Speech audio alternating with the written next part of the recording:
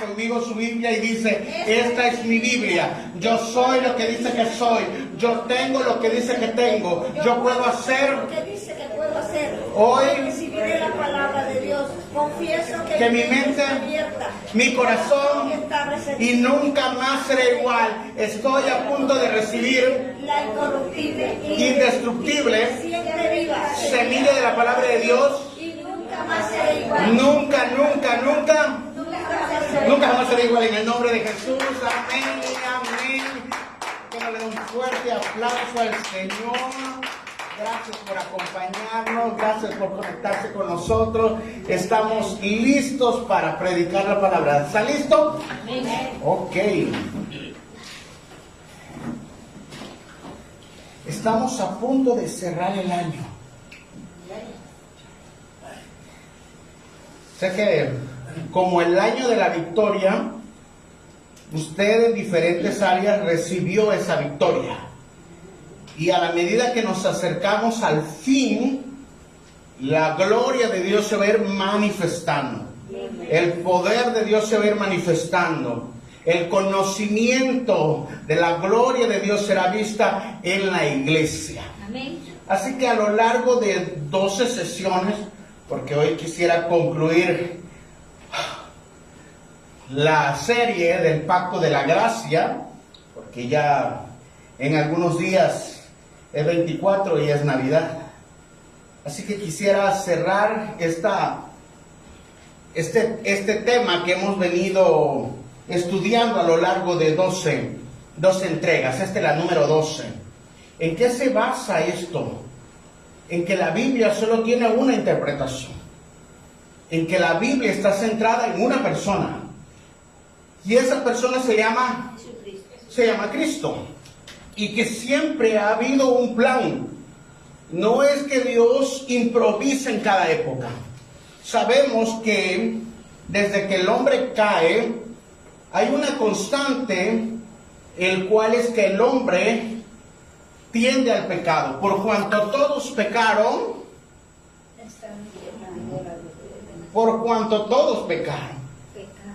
Ah, sí, bien dice mi madre.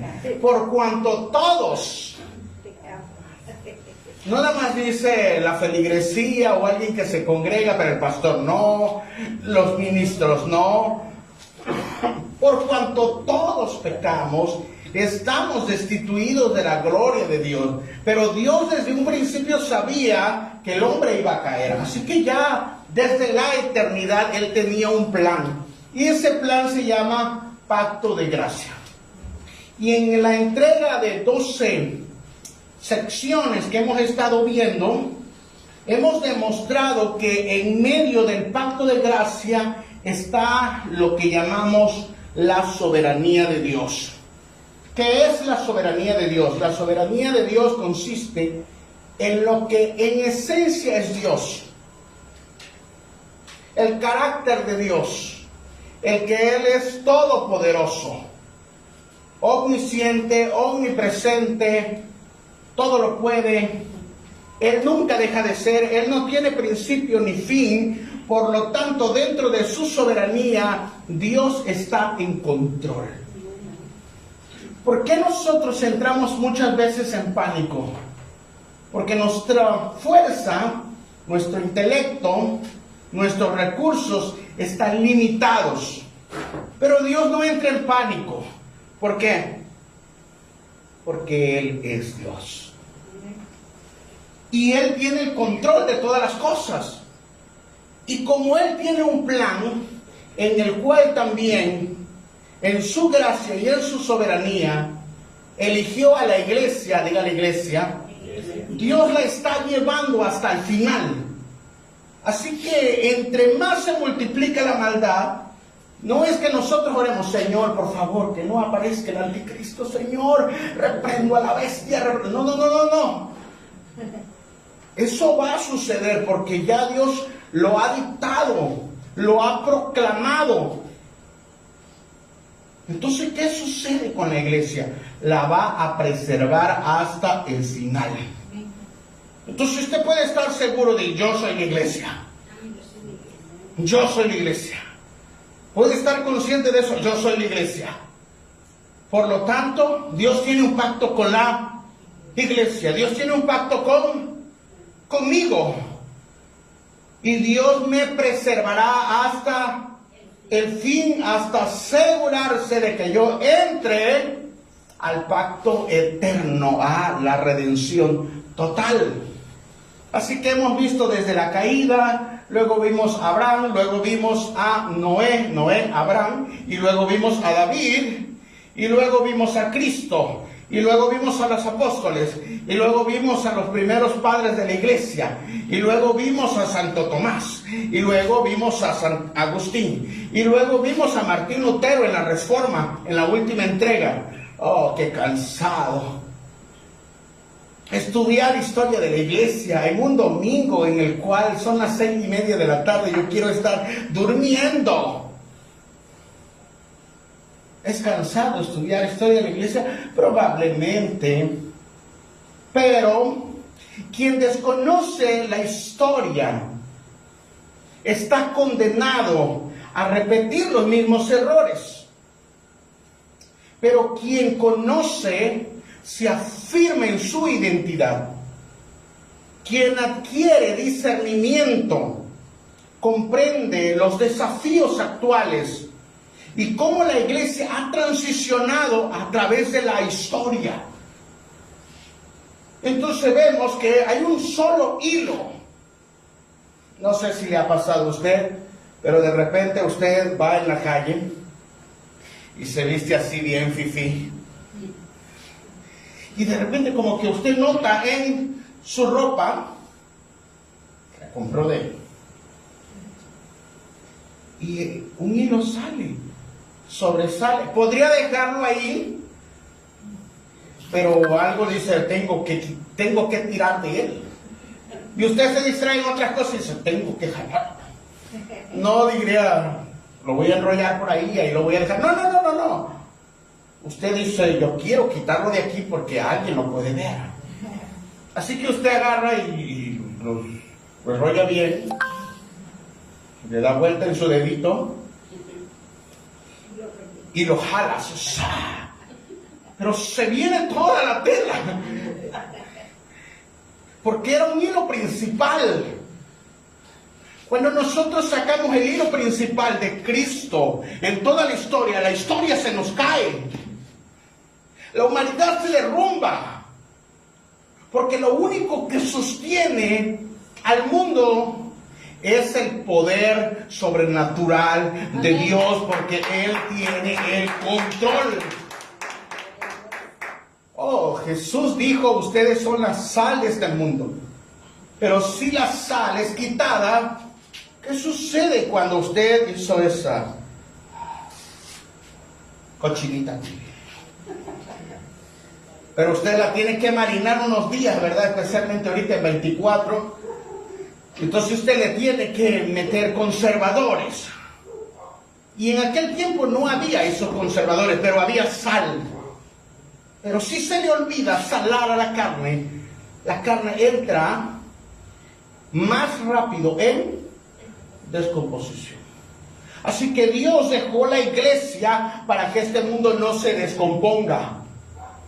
Nosotros, la mayoría, decimos, Señor, sácame de esta situación tan difícil en la que tú me metiste. Y Dios dice, ¿alguien está hablando por aquí? Señor, y clama, no, Señor, es que yo soy bueno. Sácame de esta situación tan difícil. Sácame de este mundo. Sácame de esta persona. Mira que son hijos del diablo.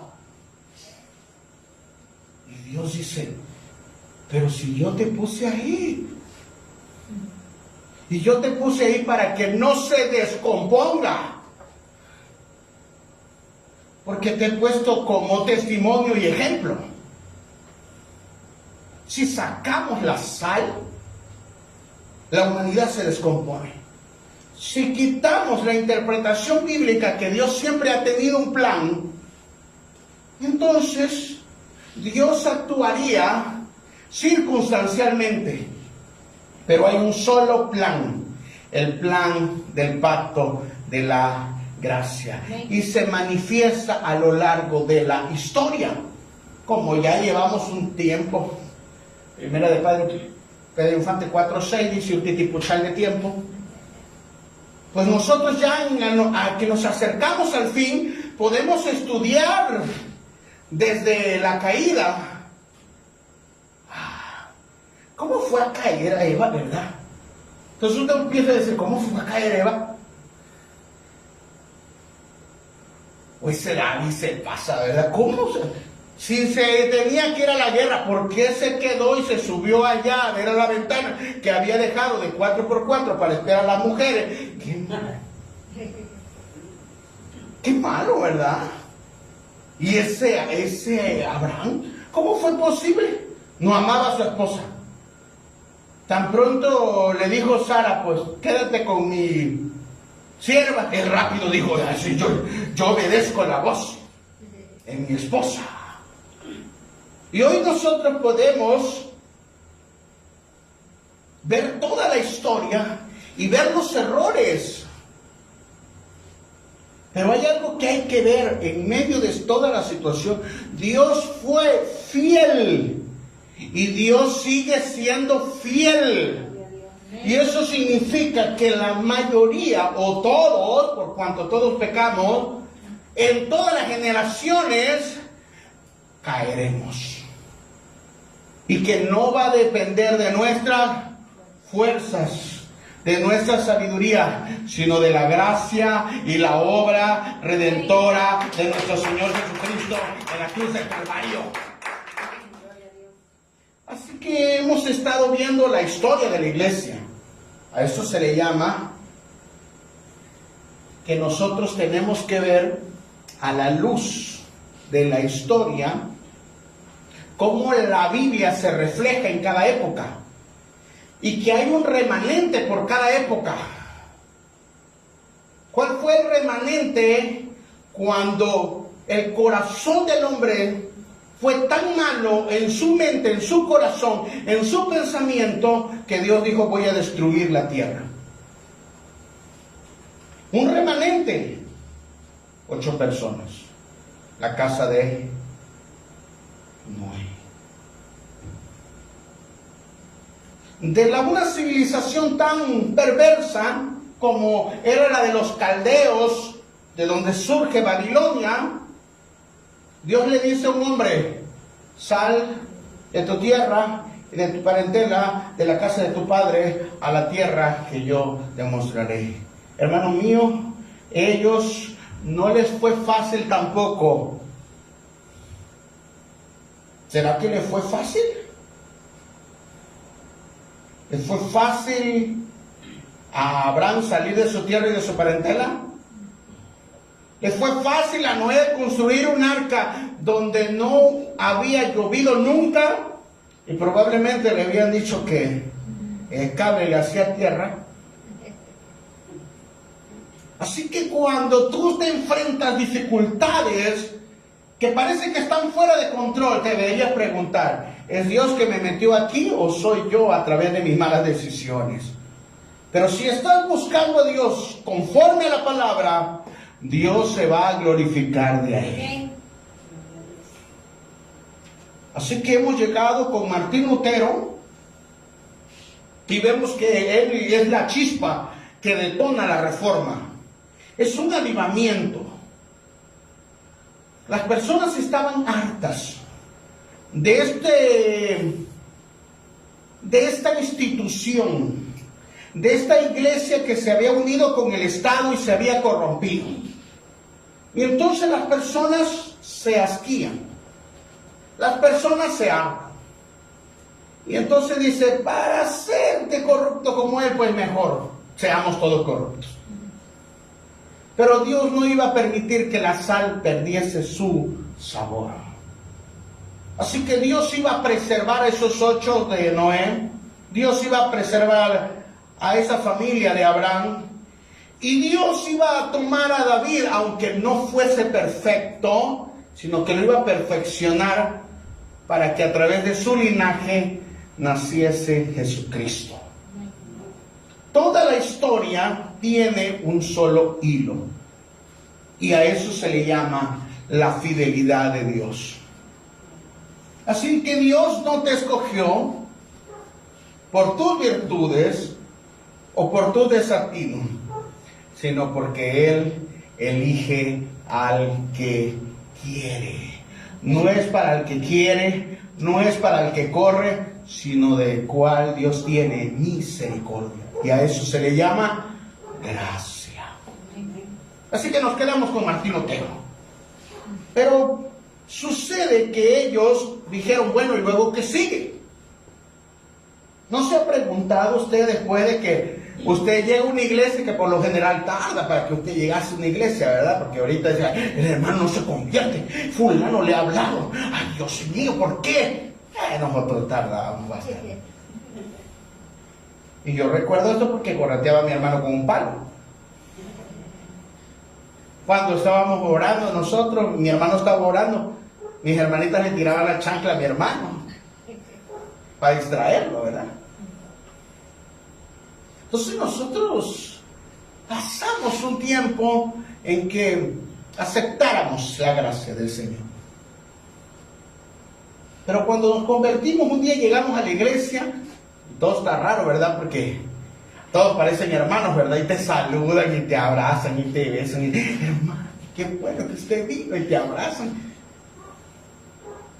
Todo parece que es amor y paz, ¿verdad? Y cuando usted viene a una iglesia piensa que todos son buenos. Y todos son perfectos. ¿Pero qué cree? Todos somos humanos. Entonces usted acepta a Jesucristo, le dice que pase al frente, le dice, haz esta oración, usted la hace y le dice, ya naciste de nuevo. Así que cuando Martín Lutero pone las 95 tesis en la catedral, dice, ya nos separamos de la iglesia corrupta. Ok, eso es bueno. ¿Y luego? ¿No? ¿Y luego qué hacer? Como probablemente usted hace la oración de fe y le dicen, ya te convertiste, aceptaste, y muchas personas vienen a una iglesia y lloran, ¿verdad? El Señor las toca, se arrepienten. Pero terminada la oración, terminada la liturgia, que sigue. Y así se encontraba después de que Martín Lutero comienza la reforma. Ahora, ¿qué hacemos?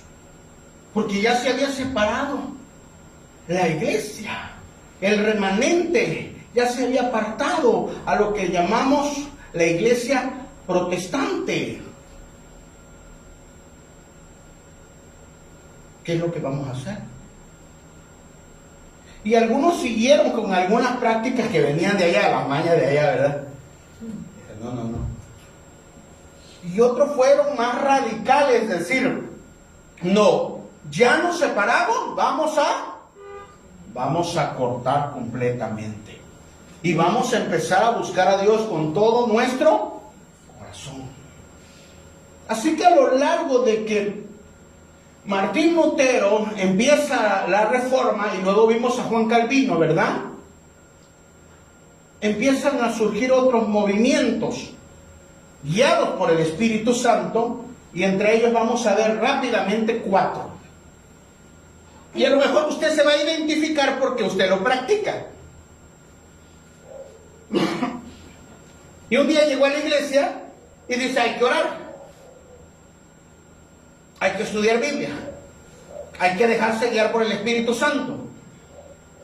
Y eso usted ya está como cristiano en su forma de ser.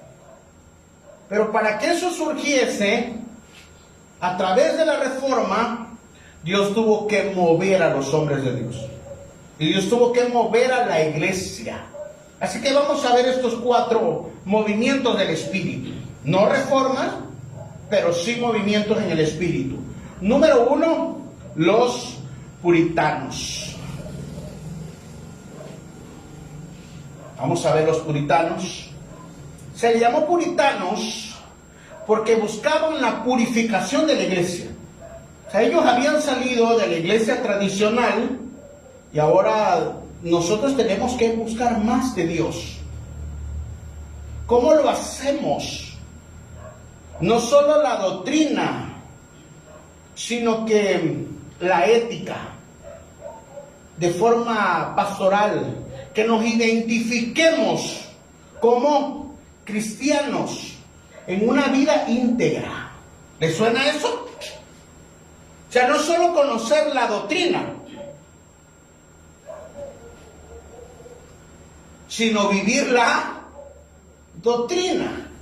Eso para usted y para mí, decir, pues eso es el ABC del cristiano. O sea, no nada más ir a la iglesia y conocer el versículo. Tiene uno que vivir una vida ética, una vida íntegra bajo el pacto de Dios.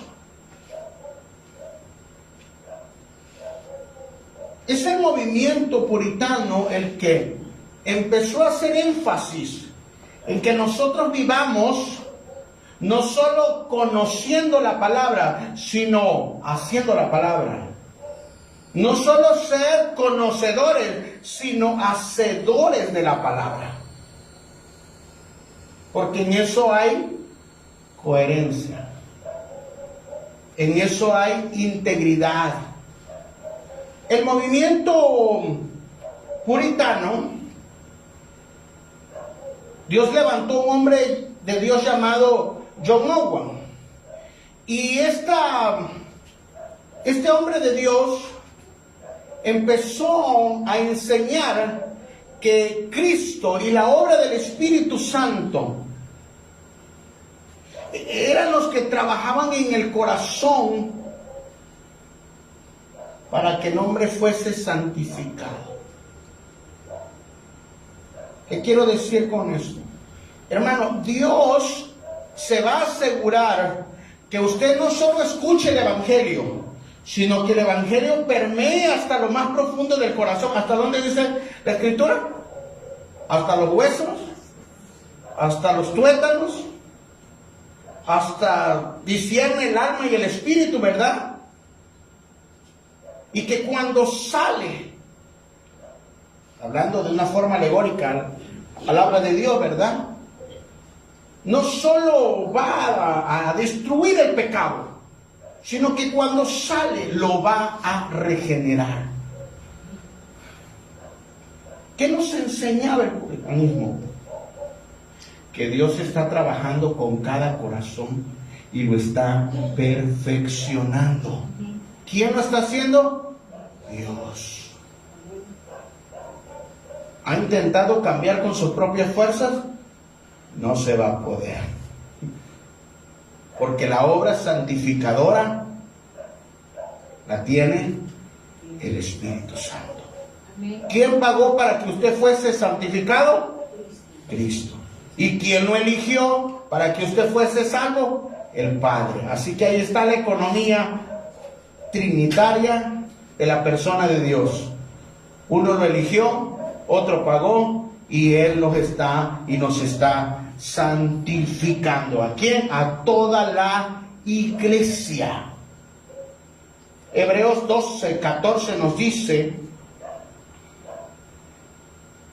Hebreos 13:14 nos dice, sed la paz con todos y la santidad, sin la cual nadie verá a Dios. Seguid la paz. Pero sin la santidad nadie verá a Dios. Y la pregunta es, ¿quién puede ser santo? ¿Quién puede ser santo sin Dios? La respuesta es, nadie. Entonces Dios mismo nos tiene que purificar. La gracia no solo perdona nuestros pecados, sino que introduce al creyente para que poco a poco, según su designio, Él lo esté santificando. Es por eso que usted, ¿hace cuándo se convirtió? ¿Usted se acuerda cuándo se convirtió? ¿No? ¿Sí? ¿Se acuerda? Fecha, hora, día. La pregunta es, mire, nada más, ahí es la santificación. ¿Cuánto ha cambiado desde esa época? Así que yo escucho expresiones como la de, ay Dios mío, si usted me hubiese conocido antes, no la cuenta. Eso es santificación. Me detengo porque soy cristiano, ¿verdad? No, es por la obra del Espíritu Santo que dice, no hagas eso. Eso está en contra de los principios del... Ay. O cuando usted hace algo y dice, ay Dios mío, perdóname.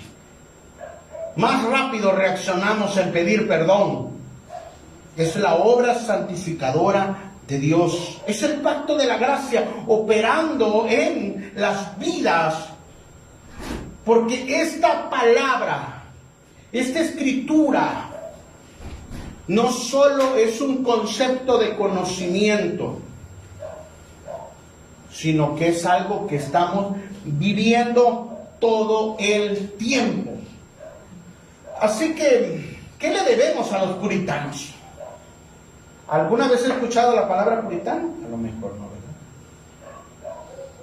Pero le debemos mucho, porque ellos influyeron en que la predicación tiene que ser expositiva.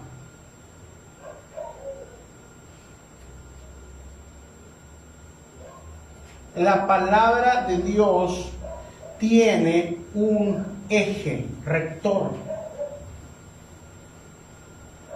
La palabra tiene que ser predicada, proclamada y declarada desde su origen. Más allá de intereses, pensamientos, ideologías, intenciones humanas, la Biblia tiene que ser predicada desde la Escritura. Debe exponerse de lo que dice la Escritura y tener que extraer lo que el escritor quiso decir y eso declararlo sobre la iglesia. Y ahí es donde tiene poder. Entonces, todas nuestras predicaciones deben girar en la Escritura. ¿En qué debe girar? ¿En que me cayó mal el hermano? ¿En que hoy le voy a tirar unas cuantas al hermano? ¿No? ¿Que voy a meter política, voy a meter anuncios, voy a meter mi propio pensamiento, mi propia visión? No. Todo lo que se predica tiene que tener la autoridad máxima de la palabra. Y para que usted pueda hacerlo, tiene que hacer un exégesis de la palabra. ¿Qué quiere decir eso? Que nosotros tenemos que ser fiel al texto. Cuando usted y yo estamos pasando dificultades, es fácil decirle al hermano,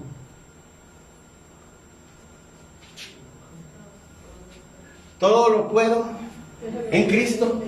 Y es como decirle, mira, te voy a dar esta píldora para que se te acabe el dolor. Pero tú tienes que ir al contexto. ¿Y cuál es el contexto? El cual Pablo estaba en la cárcel. Y estaba a punto de que lo matasen. Entonces Pablo lo que les está diciendo, miren, aun cuando se encuentren a punto de morir, todo lo puedo en Cristo que me fortalece. Ah, no, así no, pastor.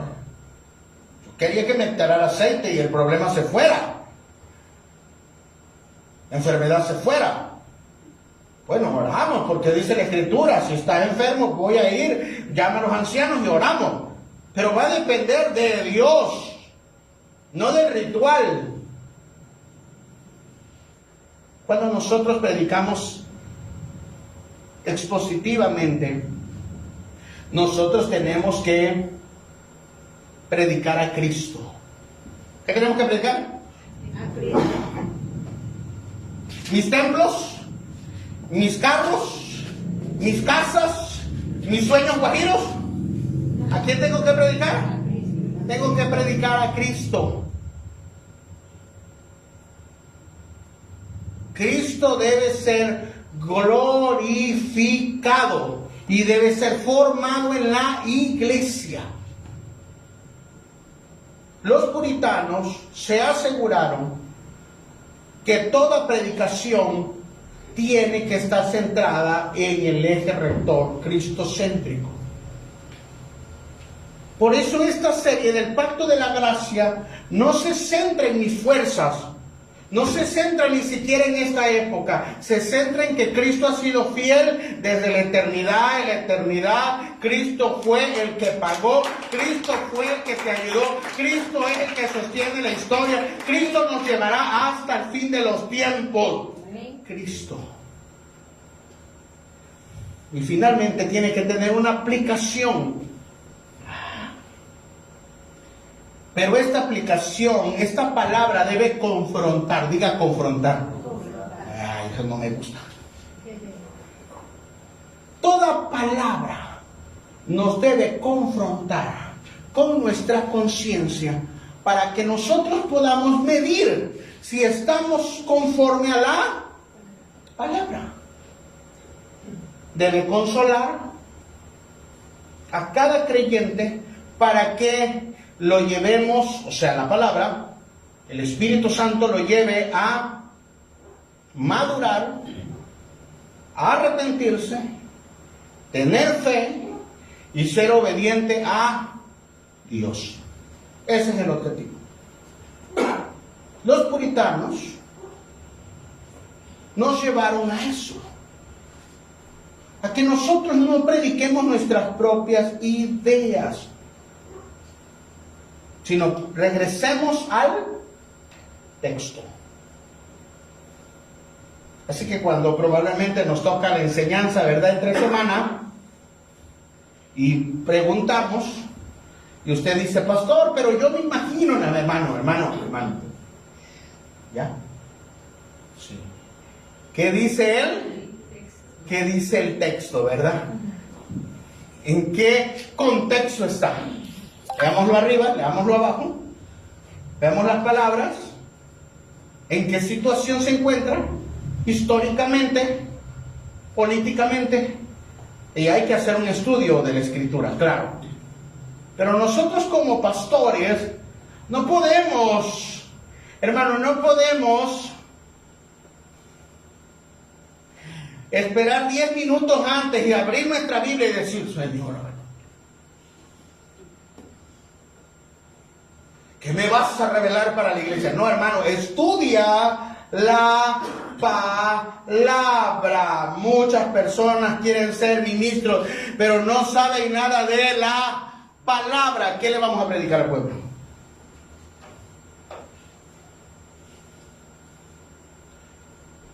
Nosotros predicamos la palabra y el Espíritu Santo santifica a las personas. ¿Quién las va a santificar? Yo no soy un policía, hermano. Créame. Yo soy un ministro. Así que yo no ando en las redes sociales a ver, el hermano. Porque de eso voy a predicar el siguiente domingo. No. Predicamos la palabra. ¿Y quién va a operar en las personas? Algunos rápido dicen, ay, estaba yo equivocado, esa parte yo creí que estaba yo bien. Pero otras personas, saliendo del servicio, nos cae el 20. Algunos pasan una semana, 2 semanas, 1 año, 2 años, 20 años. Hermano, yo soy cristiano hace 20 años. Y a la medida que estudio más la Escritura, me doy cuenta que cada vez era más ancolchado.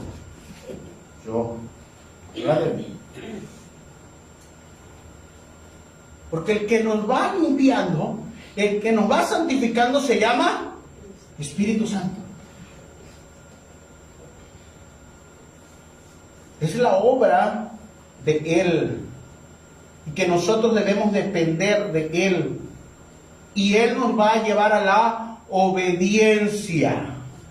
¿Quién nos va a llevar a la obediencia? ¿El palo?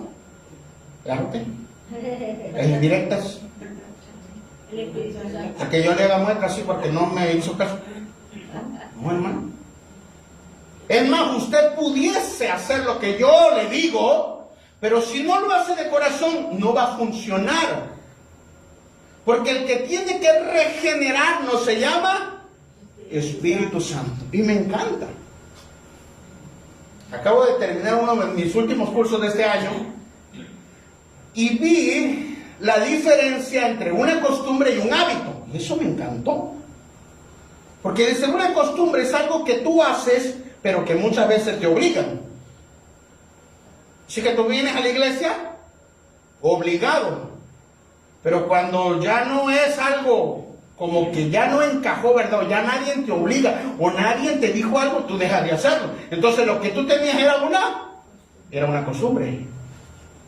Por eso el versículo dice, no dejar de congregarse, como algunos tienen por una costumbre, como una obligación. ¿Por qué le tiene que ver el pastor ahí? El pastor me va a regañar. Y más en fiestas decembrinas, porque lo subo al estado. No, pero dice, creemos un hábito, y un hábito es aquel en el cual nosotros, hablando del curso que llevé, uno lo hace ya con esa intención, porque usted lo decidió, pues. Entonces, cuando hablamos del puritanismo, es que el Espíritu Santo nos regeneró, y entonces tú le hallas un deleite. Cuando yo comencé a ser cristiano, yo le dije a mi pastor, yo quiero de guerra espiritual y yo quiero enfrentarme a los demonios. Hoy viene con espíritu ninja también. Y mi pastor me dijo, Nacho, no te quiero bajar ten Biblia. Dame un libro de guerra espiritual. Ese libro tan sonado, ¿verdad? El mismo liberar a los cautivos. Frente con los brujos. Me leí ese de óyeme bien, Satanás. Me leí ese libro de Lucifer destronado. Pastor, Biblia. Y pasé 10 años con ese hombre de Dios. Y un solo tema tenía. Y me tenía harto por echar. Me decía, Nacho, lee tu Biblia.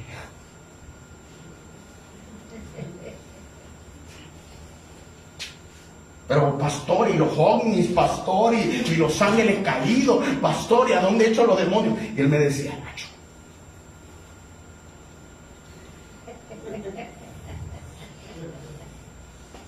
y me preguntaba.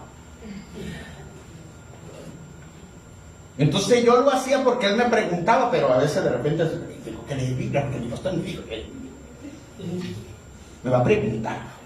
Y era muy preguntón. Pero hoy, a lo largo de los años, yo predico de una cosa. Lee la Biblia. Porque yo me puedo sentar y ver un texto y decir, esto tiene más, yo quiero más, y paso una hora, y paso 2 horas. No le estoy diciendo que lo haga, estoy diciendo cómo el Espíritu Santo te lleva a amar algo que antes era una costumbre, pero no lo puedes hacer tú. Porque yo primero leía mi Biblia y me dormía.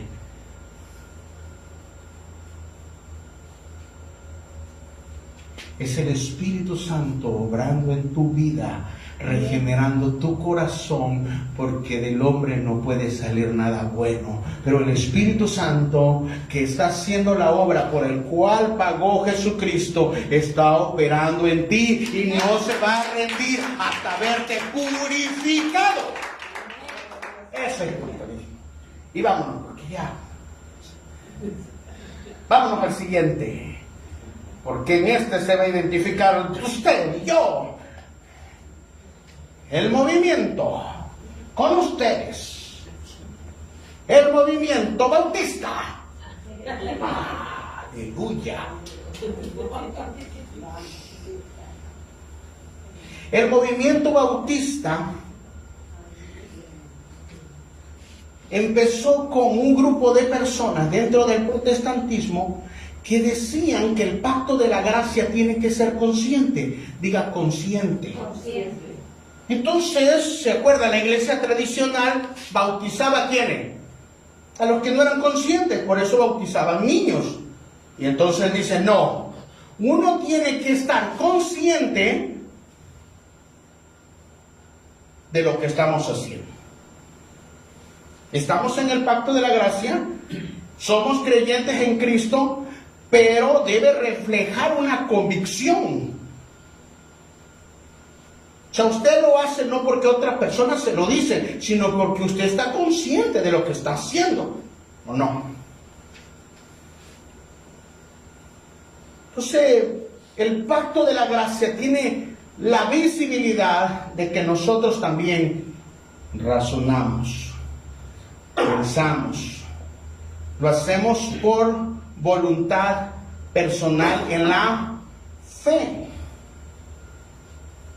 Benjamin Kitch decía que todo creyente debe bautizarse, y estaba dentro de esta teología reformada, pero estaba enfocado en la regeneración, la teología de la gracia, la salvación por medio de la fe, y una iglesia compuesta por creyentes conscientes en la obra interna que precede a las señales externas del pacto de la gracia. ¿Qué quiere decir esto, pastor? Que cuando el Espíritu Santo sembró una semilla en ti, Él se va a asegurar que esa semilla crezca. Y va a dar fruto, porque va a dar fruto. Muchos de nosotros actuamos al revés. Queremos cambiar lo externo y lo interno no, porque lo interno no lo podemos cambiar. ¿Quién cambia lo externo? ¿Lo interno? El Espíritu Santo. Podemos hacernos una costumbre, pero en nuestro interior no lo estamos haciendo de corazón. Entonces los bautistas estaban hablando de que Dios está trabajando en los corazones, y luego eso va a dar a luz las evidencias externas de que tú y yo somos creyentes, no al revés. Y que bautizásemos a personas, pero que estuviesen conscientes. Y ellos se basan en Mateo 28:19. Por tanto, id y hacer discípulos a las naciones, bautizándolos en el nombre del Padre, del Hijo y del Espíritu Santo. En ninguna parte de la Escritura, hablando después de los Evangelios, cuando Cristo vino, ninguna parte de la Escritura, ni los padres de la Iglesia, se halla evidencia de que los niños fuesen bautizados. Los niños sí eran presentados y les ponían las manos, pero en ninguna parte de la Escritura habla de que los niños, porque no son conscientes. Y bueno, eso se lo debemos a los bautistas, que Dios los bendiga, ¿verdad? Porque ellos traen a luz esta parte de la Escritura. Estoy hablando en el contexto que cuando ellos vivían, la iglesia tradicional sí bautizaba a los niños. Nosotros no. Esta parte de la Escritura no niega el pacto de la gracia, sino que todo lo que se manifiesta es una consecuencia de lo que Dios ya sembró en cada uno de nosotros. Así que hay una libre conciencia, una separación de Estado e Iglesia. Y este movimiento llamó mucho al evangelismo, para tener también una salud espiritual y una doctrina conforme a la Iglesia. Si algo se caracterizan los bautistas en que son, es tu Dios. ¿Y qué creen? Hay que regresar a eso. a ser conscientes. Tenemos que ser conscientes, hermano, de que queremos conocer a Dios. ¿Cómo? A través de su palabra.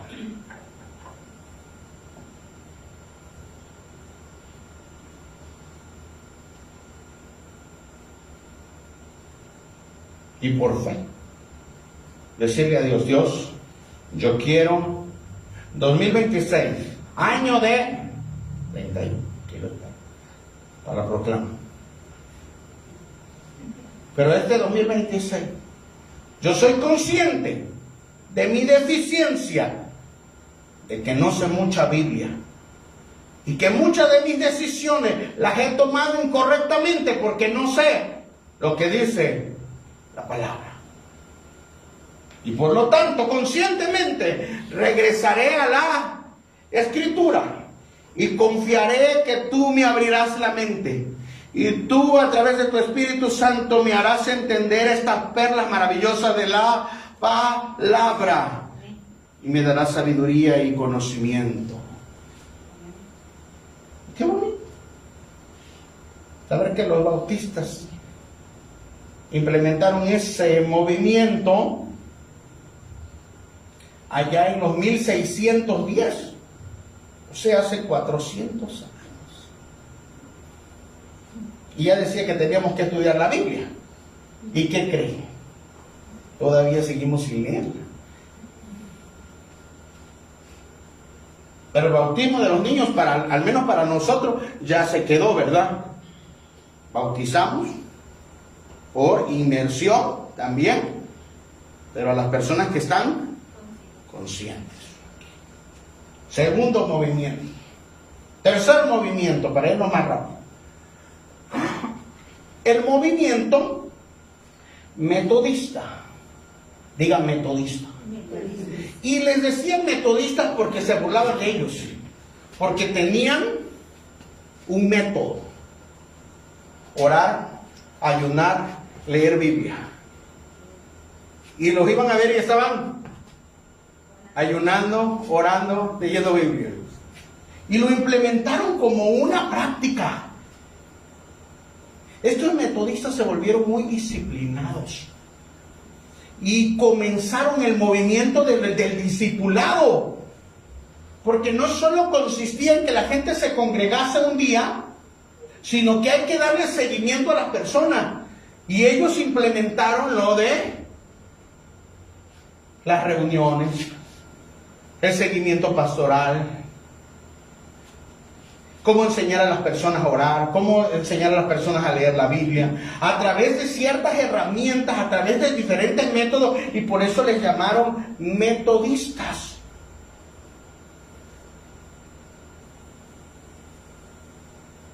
Fue algo que Dios implementó como una herramienta para que las personas crecieran, maduraran.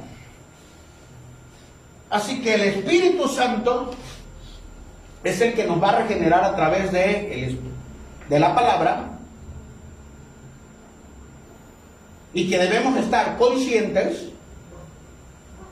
pero Dios va a usar también métodos, herramientas, y una de ellas es el discipulado doctrinal. Así que en estos ejes giraba este movimiento metodista. Número 1, en que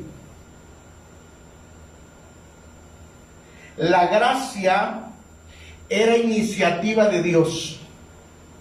O sea, Dios pondrá en ti el querer como el hacer. No es que de repente hoy dices: hoy voy a cambiar por iniciativa propia, sino que Dios pone esa semilla en ti. Y Dios traerá esa gracia justificadora, reconciliadora, para que nosotros podamos hacerlo. O sea, Dios nos va a dar la fuerza, nos va a poner la intención y después nos va a dar la fuerza, pero también nos va a quitar el perdón nos va a llevar al perdón y nos va a ir santificando para que toda obra la hagamos cada vez mejor dentro de la buena conciencia del Espíritu Santo.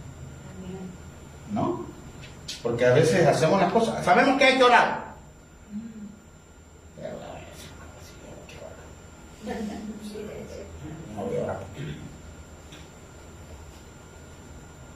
Pero a la medida que el Espíritu Santo nos limpia y dice, no voy a orar para sacar mi lista, ¿verdad? Y pues, esto ya lo oré, esto ya lo oré, esto ya lo oré, esto ya lo oré. No, sino que Dios empieza a colocar un deleite cuando tú oras, que te olvidas de la lista. Y entonces oras en el Espíritu Santo. No solo hablar en lengua, sino en la perfecta voluntad de Dios. Y entonces tu lista rápidamente Dios le responde porque tú estás orando conforme al corazón de Dios. La intención, Señor, Él lo lleva o te lo mando. Es que no cambia fulano. Por más que oro, por más que le cuando, Señor, pásalo por espina, pásalo por... ¿A cuántos han orado así? Éramos niños, ¿verdad? Cuando alguien se levantaba en contra de nosotros, perseguí a mis enemigos, los alcancé, los destruí y no quedaron en pie. ¿Verdad que oré, verdad? El Salmo, sí. Claro. Pero a la medida que el Señor nos hace entender que nosotros fuimos los primeros que nos perdonó, Señor, así como me perdonaste a mí, Señor. Señor, no lo entiendo a veces. ¿A cuánto le ha pasado como que no quieren perdonar?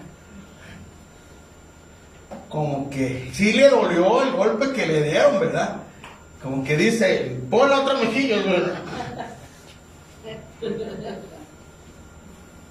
Espérame tantito, compongo el... No, bueno, hermano. Entonces, ¿qué le tenemos que decir al Señor? Señor, dame las fuerzas para perdonar.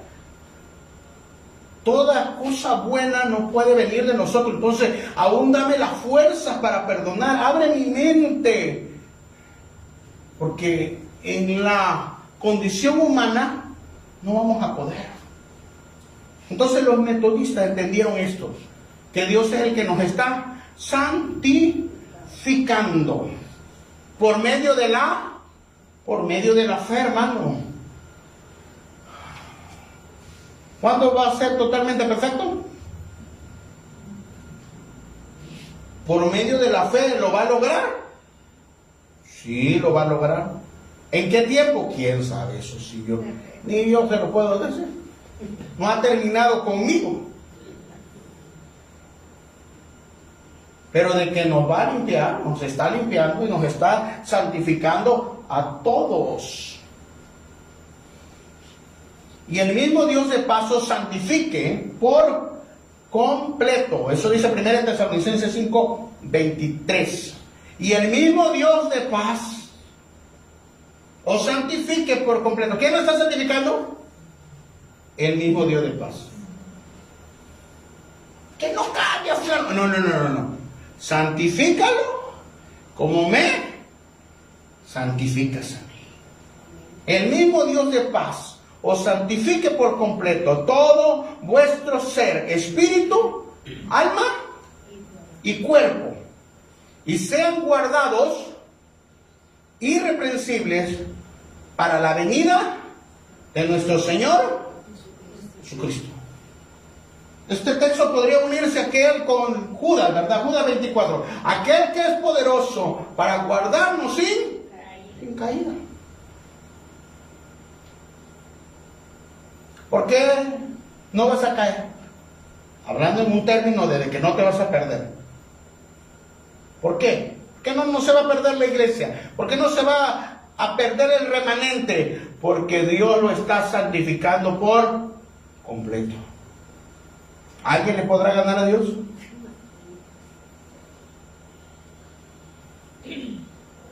Entonces, Él nos está santificando por completo. La gracia no solo nos perdona, sino que nos restaura. Es por eso que un cristiano, a lo largo de los años, a lo largo de las temporadas, tiene que cambiar, tiene que cambiar. ¿Sí o sí? Si no cambia a lo largo de los años, algo está pasando ahí. ¿O está dando vueltas en el desierto? O es muy probable que no sea salvo. Porque la obra del Espíritu Santo nos cambia sí o sí. Capacita al creyente para amar a Dios y para amar al prójimo. Y mire que el prójimo luego no se deja mucho. Pero cuando usted ama a una persona,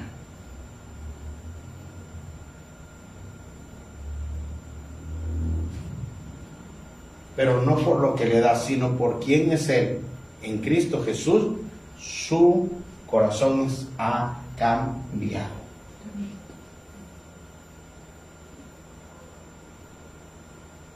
¿O usted ama a sus hijos porque le dan? ¿Acaso sus hijos no son groseros? Digo, y me cuento, Nadie me escapa. Eso no significa que usted como padre los deja de amar. Eso es bonito. Porque el amor de Dios no está condicionado. El amor de Dios es puro. Esa es la gracia que nos hace amar a Dios. Que el amor de Dios es no porque le amamos nosotros, sino porque Él nos amó primero. La gracia no solo nos justifica, sino nos perfecciona en el amor. Qué precioso, Cuando alguien me dice, si usted me hubiese conocido antes. Y eso siempre lo comparo con las abuelitas. Porque con los hijos, ¿verdad? Que son bien estrictos. Y luego los hijos le decimos, oye, pero ¿te acuerdas cómo nos disciplinaba a nosotros? Y cómo al nieto parece que cambia a otra persona. Salones, otra comida anoche. O que lo cambio, ¿verdad? O voy yo mismo, ¿cuál?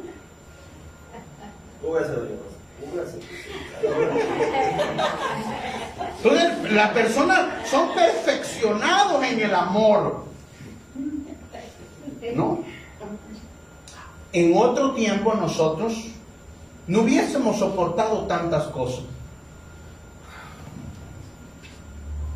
Por eso cuando llegamos a una iglesia y vemos tantas diferencias, y en el mundo dice, si estuviéramos allá en el mundo, ¿verdad?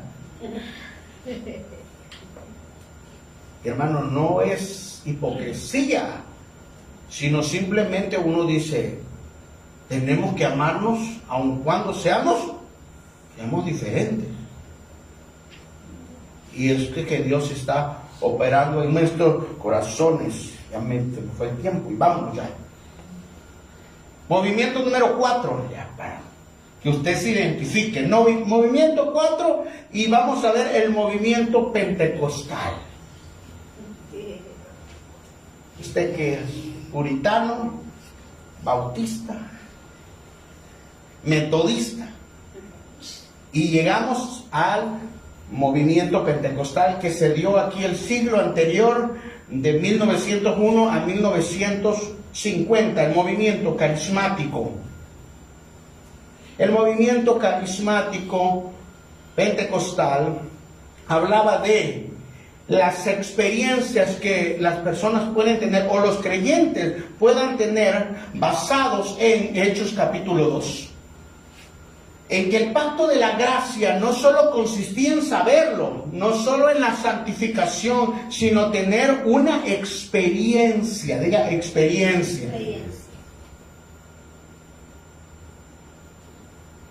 Y fueron todos llenos del Espíritu Santo, con maravillas y con señales. Y esa parte dice, yo me muevo y yo siento al Espíritu y yo canto y yo bailo, y sanamos gente y dice, echamos fuera demonios.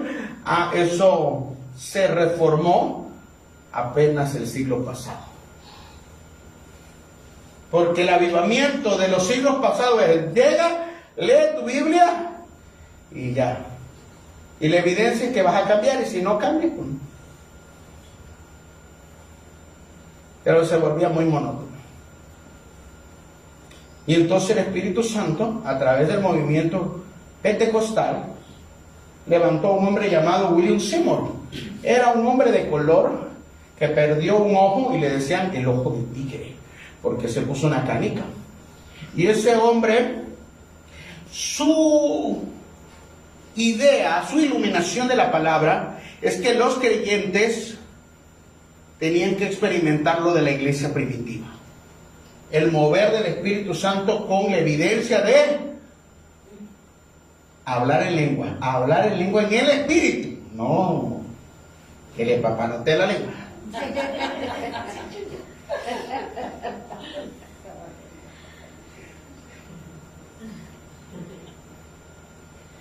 Entonces, miren cómo Dios ha llevado a la iglesia, hermano, por toda la historia. Este movimiento reflejaba el derramar del Espíritu Santo, y que no solo era un evento aislado, sino parte del pacto de la gracia, en el cual la iglesia vivía, experimentando la cercanía del pacto de la gracia, pero demostrando con señales y maravillas, como en la iglesia primitiva. Estaba centrada en la oración. Así que William Seymour, Dios lo llama, se consigue un establo y no tiene un púlpito sino 2 cajas de tomate, y se hinca y mete su cabeza en él y se pone a orar, y de diferentes partes de la ciudad, de la calle Azusa, vienen de diferentes estatus sociales. La gente se sentaba en la paja porque era un establo, y surge un movimiento misionero. Hermano, el movimiento pentecostal ha tocado al mundo, pero no pudiésemos llegar al movimiento pentecostal sin olvidarnos de los otros siglos. Debe tener la convicción de que nosotros como cristianos también experimentamos los beneficios de tener al Espíritu Santo. Amén. No solo la palabra, sino el avivar del Espíritu Santo en nosotros. Aviva el don, no solo a través de la Escritura. Se recuperó esa dimensión neumatológica o del Espíritu Santo en la iglesia, con una expectativa sobrenatural.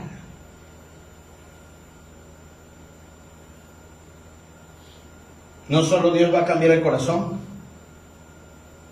no solo va a regenerar y va a hacer de adentro hacia afuera, no solo Dios va a dar la estrategia cómo discipular al pueblo, no solo nos llevará sabiendo que en el pacto de la gracia forma parte de la soberanía de Dios, sino que ha soplado con su Espíritu Santo, y el que aviva el fuego en tu corazón es el Espíritu Santo, porque el pacto de la gracia sigue vivo. Y un día entras y dices, Señor, yo ya no puedo, definitivamente ya no aguanto, fulano, venga, ya me voy a hacer dejar de ser cristiano, y yo ahora sí, hoy sí me desconvierto. Y la presión está fuerte, ¿verdad? Y te mete, y ese día hasta salen los ojos así hinchados como... ¿Qué pasó? No, Dios me dijo que sí. No, Dios me dijo que tiene un plan. No, Dios me dijo que perdone. Entonces, ¿quién aviva al cristiano? Espíritu Santo. Amén. Dependemos del Espíritu Santo. Gloria a Dios. Los otros movimientos hablaban de que el pacto de la gracia nos estaba llevando a la regeneración, pero muchas veces se desanimaban. Pero hoy el Espíritu Santo sopla continuamente en las personas para buscar ese equilibrio. Somos cristianos, somos hijos de Dios. No solo sabemos doctrina, ¿verdad? Sino también sabemos que Dios sana, que Dios libera, que Dios prospera, que Dios bendice, que hay milagros, maravillas y prodigios. Jesús dijo, al que creyese y fuere bautizado, estas señales seguirán. Así que todo cristiano va a experimentar las señales porque estamos en el pacto de la gracia a través del poder del Espíritu Santo. Hoy quiero cerrar esta serie. Y para la iglesia ha sido tedioso porque sé que lo he llevado 12 clases. Pero solo para demostrarle algo. El mismo Dios que estuvo restaurando y le dio la promesa a Eva. Aquel que le dijo a Abraham, no pases tú en medio del altar, voy a pasar yo porque yo voy a ser fiel. Aquel que le dijo a David, de tu descendencia vendrá el Cristo. El que sostuvo a los padres de la iglesia y los sostuvo en el oscurantismo. Aquel que encendió la chispa en Martín Lutero. Aquel que estableció la escritura y los métodos. Es el mismo que está en medio de nosotros. Y nos perfilamos este 2026 para que no solo seamos creyentes en fe, para que no solo sepamos una escritura, sino para que el poder de Dios se manifieste y diga, la iglesia está surgiendo como un pacto de gracia. En este pacto de gracia yo estoy y no me va a dejar caer. Es el Espíritu Santo el que te sostiene. Es el mismo Cristo que está revelando la palabra en tu corazón. Es por eso que cuando tú sientes esa confrontación, cuando tú sientes esa convicción, dices, me llegó la palabra. Es el Espíritu Santo que te está sembrando esa palabra en tu corazón. Y dice, la he puesto ahí, pero cuando dé fruto, serás transformado. Estás siendo transformado. Hermanos, la santidad, la gracia y el Espíritu Santo están en ti. Porque Dios es fiel. Y diga, yo estoy en ese pacto. Yo estoy en ese pacto. Y dependo de la fidelidad de Dios. Estoy confiado en Dios. El Espíritu Santo levantó a los puritanos para que ellos entendiesen que hay evidencias de que tu corazón está siendo transformado. Te va a dar la estrategia, pero te va a avivar.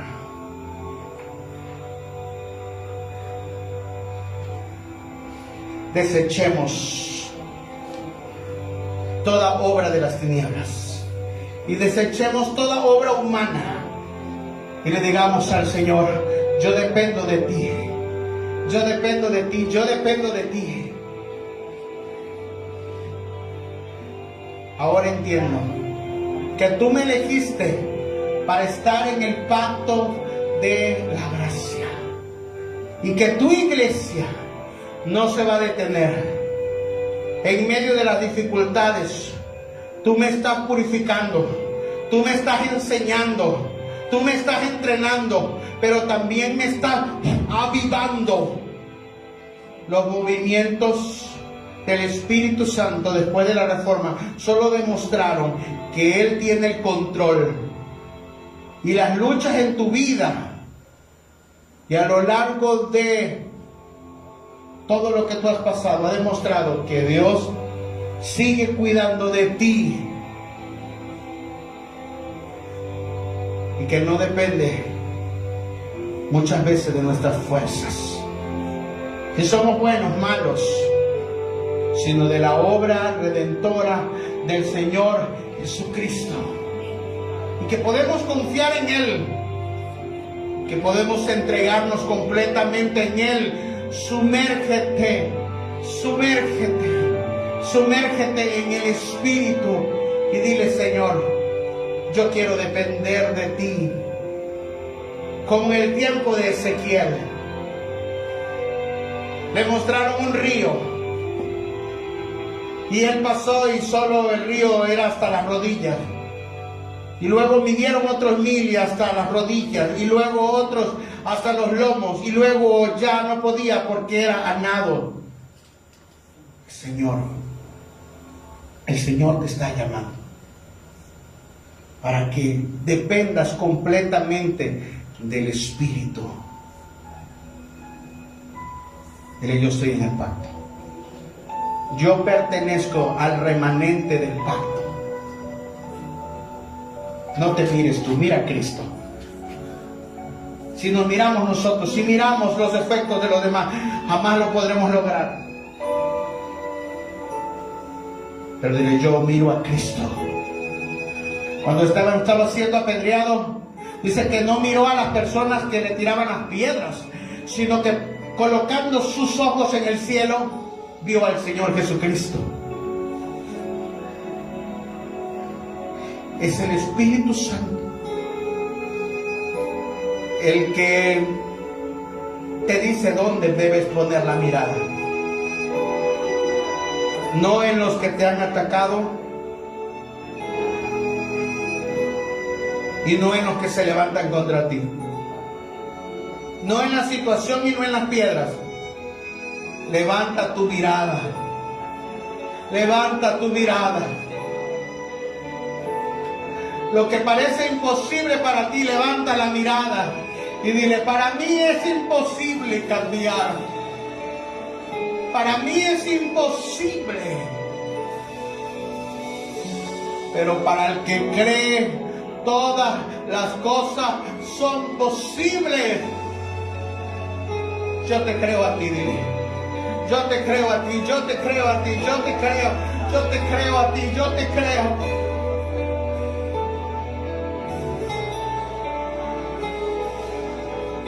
Yo te creo a ti, solo a ti. Ahí tómate el tiempo de decirle: Espíritu Santo, dependo de ti, dependo de ti, dependo de tus fuerzas. Pon en mí ese deseo también. Hay cosas que has hecho en tus fuerzas, has querido leer aún la Escritura en tus fuerzas. Dile: Señor, pero ahora voy a ir en tu nombre. Dame las fuerzas. Ilumina mi entendimiento. Purifica mi corazón, que cuando yo lea la Escritura va a entrar a lo más profundo de mi mente, de mi corazón, de mi espíritu, y me va a transformar, porque yo soy tu hijo. Yo soy tu hijo. Estás en el pacto de la gracia. Otros cayeron, pero tú permaneces firme. Otros ya ni siquiera están en la iglesia, pero Dios te eligió a ti. En este último tiempo, la iglesia está siendo purificada. La iglesia está siendo santificada. La iglesia está siendo enseñada. Pero se va a mover en el poder del Espíritu Santo. Iglesia, este 2026 te puedo asegurar que todo lo que pasaste en años anteriores solo fue una preparación.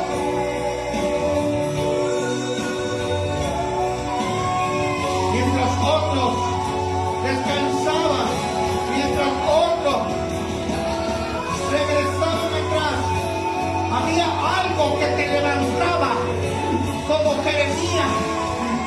Tratabas de rendirte y decías: traté de dejarte, traté de ya no hablar, pero había un fuego.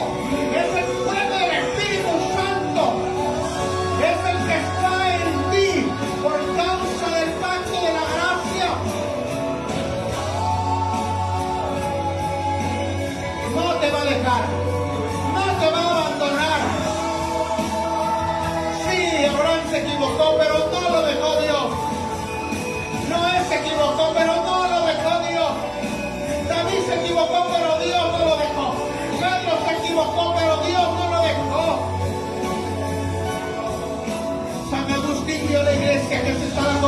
dejado, pero no permitió Dios que la dejase.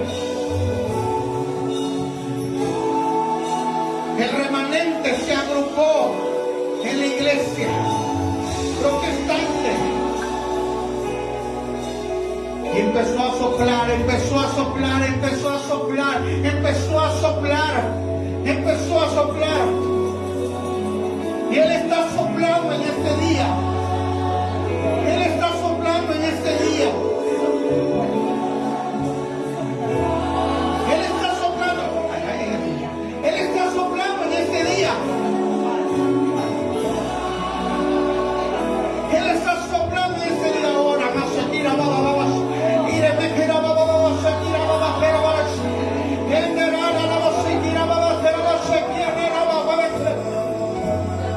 La iglesia está por experimentar otro poder del Espíritu Santo. ¿Por qué? Él permanece fiel por su iglesia. Permanece fiel en tu casa. Permanece fiel con tu hijo. Permanece fiel con tu familia. En el nombre de Jesús. Oh, aleluya. Confía, dile, levanta tu mano y dile, tú me estás santificando, tú me estás santificando, tú me estás limpiando, tú me estás purificando.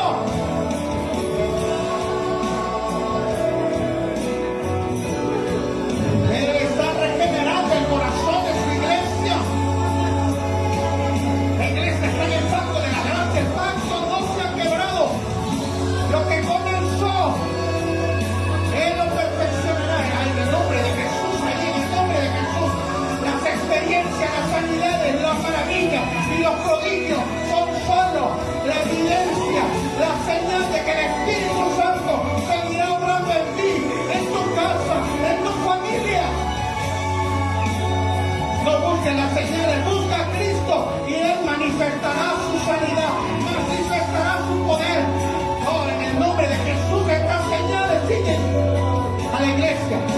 Este 2026 estas señales seguirán a la iglesia. Iglesia de Dios. Prepárate para el mover del Espíritu Santo. Que no habías visto. Será de repente. Bueno, no se quiera leer, se quiera Pedro entró al aposento alto y no sabía que cuando saliese del aposento sería lleno del poder del Espíritu Santo. Aún la sombra de Pedro sanaba a los enfermos. Así será transformado. Así será transformado. Será de repente. Será de repente. El fuego del Espíritu Santo. Iglesia ha sido fiel. La iglesia ha sido fiel. Porque el Espíritu Santo la está levantando, la está enrociando, la está perfumando. El pacto de la gracia es la misericordia de Dios.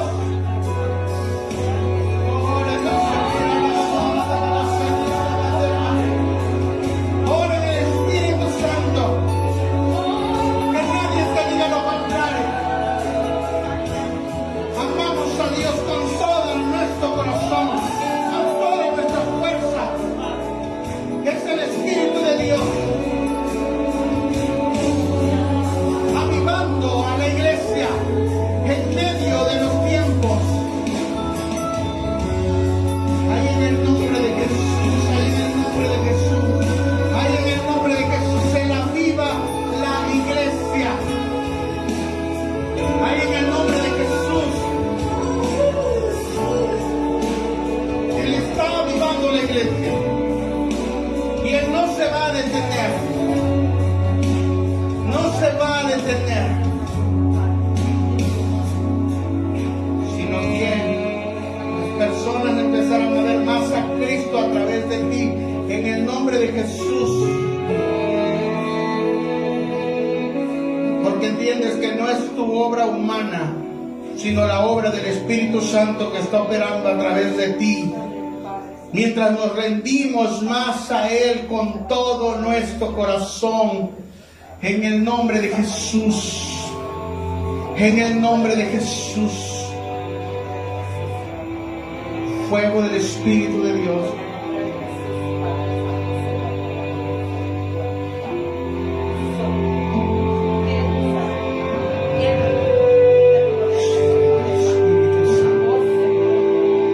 Tenemos la palabra, nos rendimos a ti. Hemos preparado el altar. Envía el fuego. Envía el fuego. Antes de cruzar el 2026. Envía el fuego sobre la iglesia.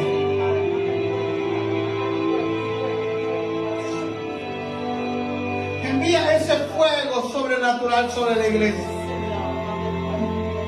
En el nombre poderoso de Jesús. En el nombre poderoso de Jesús. En el nombre poderoso de Jesús. Sopla Espíritu Santo. Sopla Espíritu Santo. En el norte, en el sur, en el este, en el oeste. Sopla sobre la iglesia. Sopla sobre el que está caído.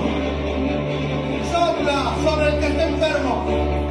Sopla sobre el que está desanimado. Sopla Espíritu Santo. Aviva, aviva, aviva, aviva el poder del Espíritu Santo, aviva. Como señal, ser sano en el nombre de Jesús, ser libre en el nombre de Jesús. Es el poder del Espíritu Santo operando en su iglesia. Hay promesas que habías olvidado, pero él las aviva ahora. Y te dice el Señor, este es el tiempo de que se cumplan esas promesas. Para esta hora han madurado, te ha llevado la iglesia al mover del Espíritu Santo.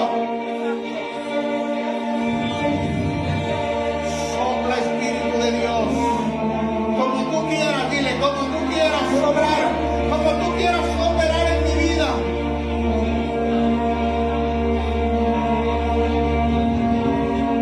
El poder del Espíritu Santo está obrando ahí. Está regenerando el corazón. Está quebrando todo lo que impedía buscar a Dios. Está regenerando el corazón.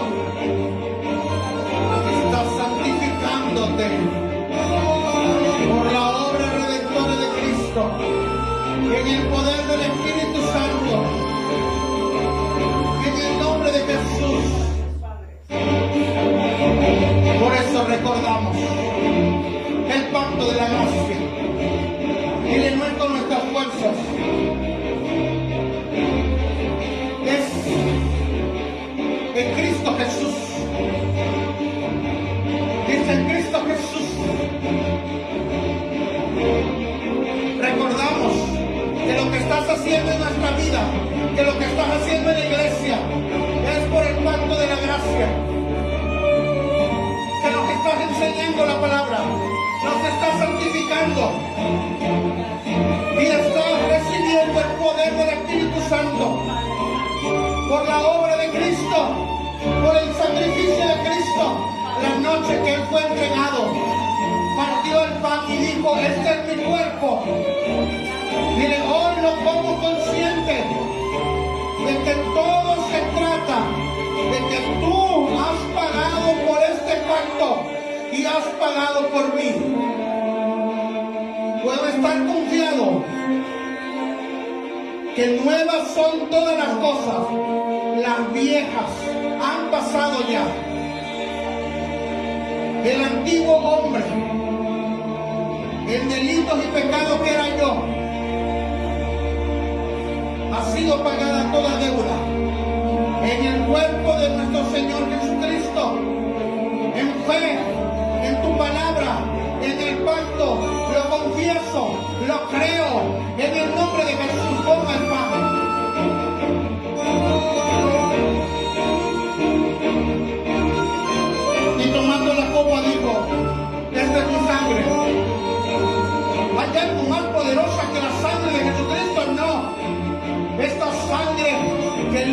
todo pecado, santifica, justifica y nos mantiene en el pacto. Dile: por tu sangre. La noche que él iba a ser entregado dijo: esta es mi sangre, es el pacto de la gracia. Haced esto en memoria de mí. Por eso, a lo largo de estas 12 lecciones, el único objetivo era entender que la Santa Cena, que la Cena del Señor, que la Eucaristía no depende de nuestra fuerza, depende de aquel que derramó hasta la última gota de su sangre.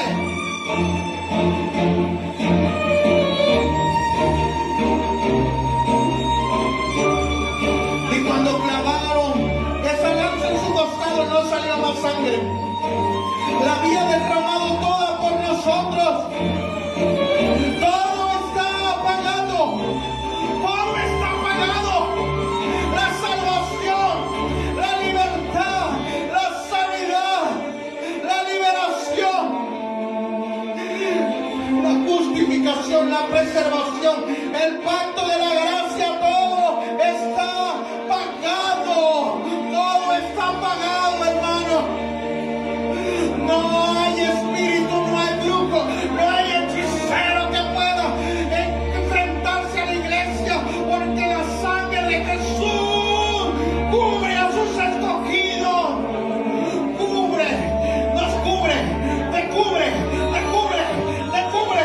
Nada te hará que te aparte de él, porque esta sangre está sobre nosotros.